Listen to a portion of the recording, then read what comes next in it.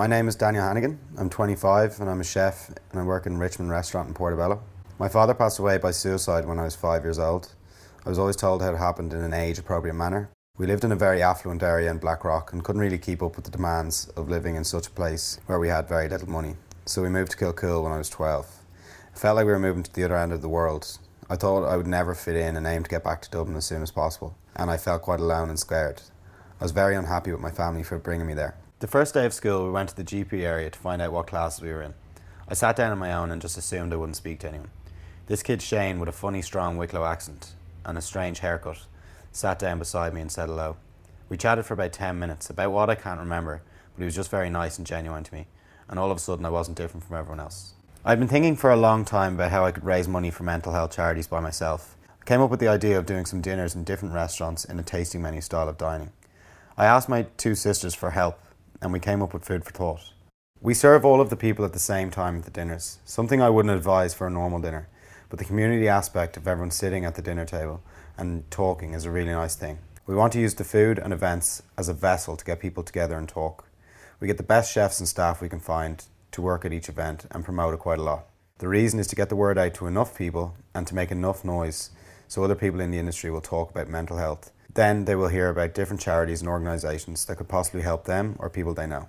I want people to leave the events feeling positive and uplifted by the work we are trying to do. We want to use the food and events as a vessel to get people together and talk. The biggest part in allowing anyone to be involved with Food for Thought is that I trust them. I need to know that the person understands what we are doing and that there is no financial gain from it. I've been friends with Kate since we were about 13. Cam has been a friend since we were about 15. Restaurant life and kitchen life can be extremely stressful.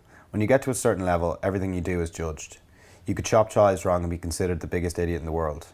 For the most part, it's the reason we stick it out with being a chef, as the pressure is something that drives you to be better all the time. The problem is, if you're in a place where you're overworked, it can be too relentless and a lot of people don't eat enough and turn to drink or drugs to get themselves through it. This obviously leads to big problems with their mental health. I find it very therapeutic and relaxing when I'm prepping food. I go into my own world and just enjoy what I'm doing. It's a really nice time that I enjoy a lot. When you've done something correct and it's tasty, there's a huge sense of pride in what you've done. When service comes, it's a little more different. It's fast-paced and exciting. You rely on your team to get through the service and provide people with good food.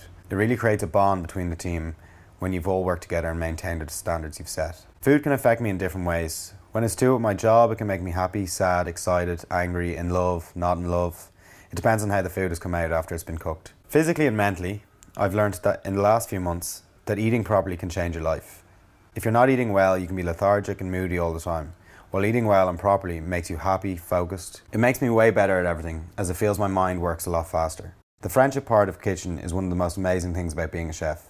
Sometimes it feels like you've gotten through a war after a tough service and the person beside you has helped you get through it. You could fight all the time, but there's a deep-lying respect there and you end up being connected for years after you've stopped working together. I've met some of my best friends in restaurants. They are all people I've connected with through being a chef, and it's a really lovely thing.